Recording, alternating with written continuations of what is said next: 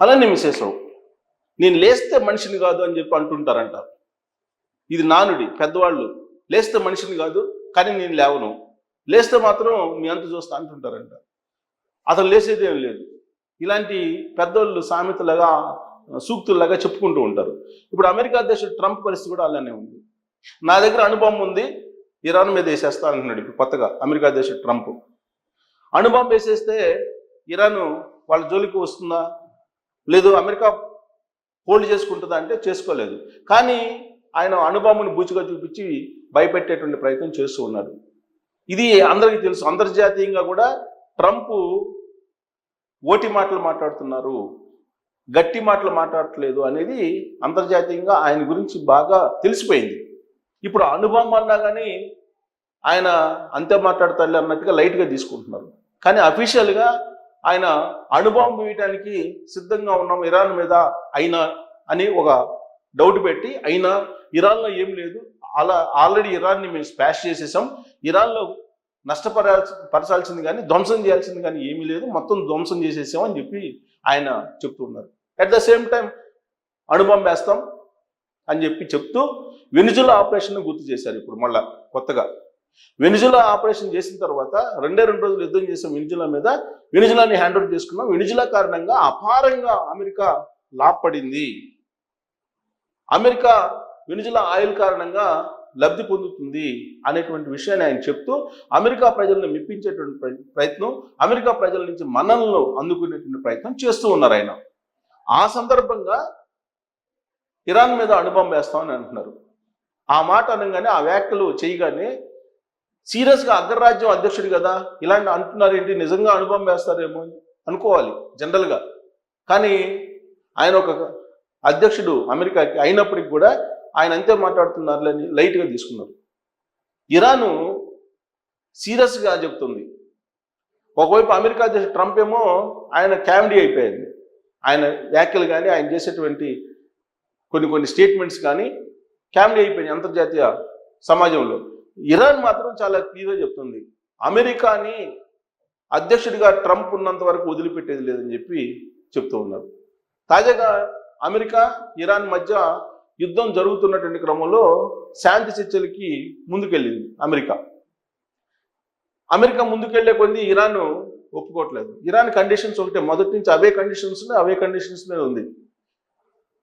Freeze చేసినటువంటి మొత్తం ఆస్తులను విడుదల చేయాలి, 2 యుద్ధం కారణంగా జరిగినటువంటి నష్టాన్ని ఖచ్చితంగా ఇవ్వాలి, ఇవి పెడుతుంది. మళ్ళీ భవిష్యత్తులో కూడా అమెరికా ఇరాన్ మీద యుద్ధం చేయడానికి లేదు, ఇలాంటి కండిషన్స్ పెడుతుంది ఇరాన్ స్పష్టంగా. అంతేకాదు, ఇరాన్లోకి అమెరికా సైనికుడి గారికి అడుగు పెడితే శవమే వెళ్ళిపోయేది అని చెప్పి అంటున్నారు. ఇప్పుడు తాజాగా ఇరాన్ ఏం చెప్తుంది తెలుసా, $30,000 ఇస్తాము, అమెరికా సైనికుడిని ఒక్క సైనికుడిని చంపితే $30,000 ఇస్తామని చెప్పేసి ఆఫర్ ప్రకటించింది ఇరాన్. అంటే ఇరాన్ అగ్రెసివ్నెస్ పెరుగుతుంది, అమెరికానేమో ప్రగల్భాలు పలుకుతుంది. వాస్తవం యుద్ధానికి రావాలి, భూతల యుద్ధం చేస్తామన్నారు, సైనికుల్ని పంపిస్తాను ఇరాన్లోకి అన్నారు. కానీ ఇప్పటివరకు ఆయన సైనికులను పంపించింది లేదు.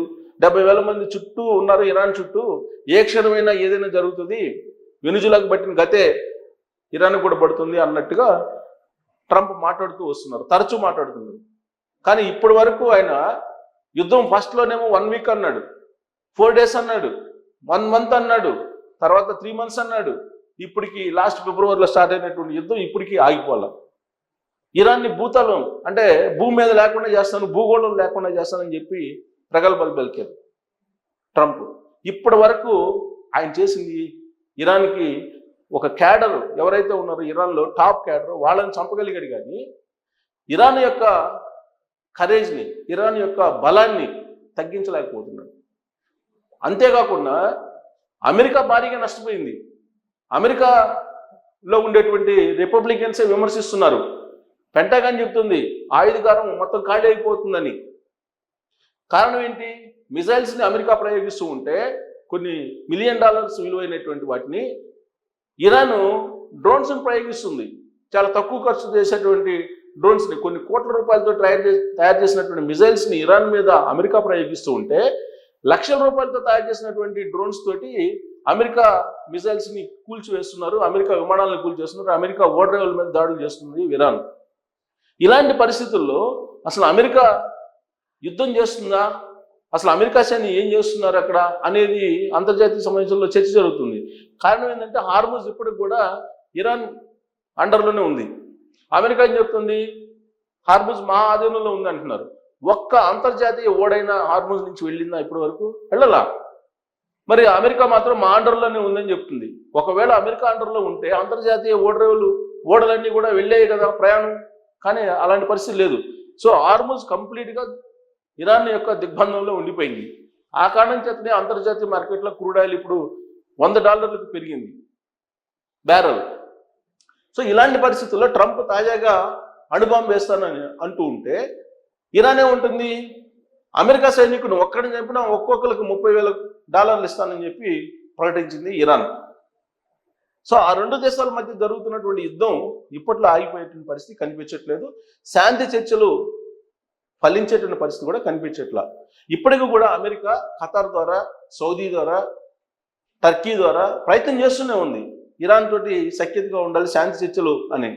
కానీ ఇరాన్ ససేమరా అంటూ ఉంది. పైగా అమెరికా స్థావరాలు ఎక్కడైతే ఉన్నాయో గల్ఫ్ దేశాల్లో అక్కడ కూడా మిజైల్స్ని ప్రయోగిస్తుంది. దాంతో రీసెంట్గా 2 టన్నుల బంగారాన్ని యుఏఈ ఇచ్చేసింది ఇరాన్కి. దాంతోపాటు విమానాలను కూడా పంపించింది ఇరాన్కి. అంటే గల్ఫ్ ప్రాంతం, యుఏఈలో ఉండేటువంటి ప్రాంతం మొత్తం పర్షియన్ గల్ఫ్ ఒకటవుతుంది, ఏకమవుతుంది.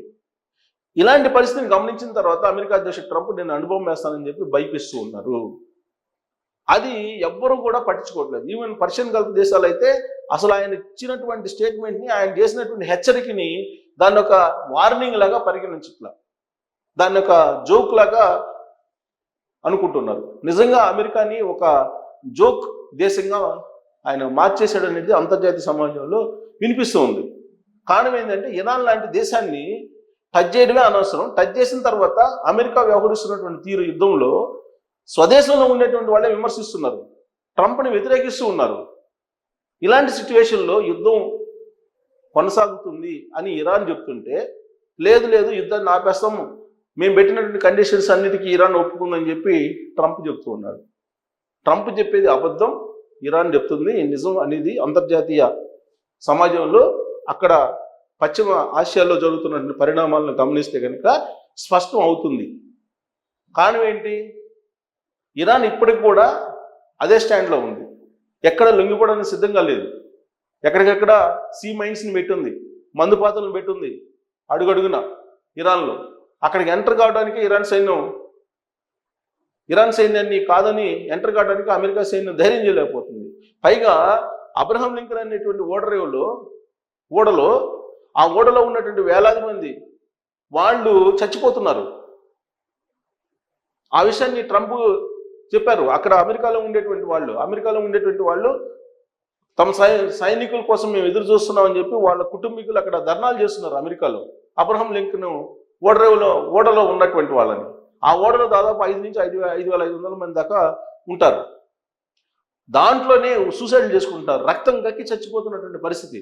ఇలాంటి సిచ్యువేషన్లో అమెరికా అధ్యక్షుడు ట్రంప్ అణుబాంబు అని అంటూ ఉంటే దాన్ని మనం జోక్గా తీసుకోవాలా, లేదా నిజంగానే ఇరాన్ మీద అణుబాంబు వేసేటువంటి ధైర్యం ట్రంప్ చేస్తాడనేది మీరు కామెంట్ చేయొచ్చు. Thank you.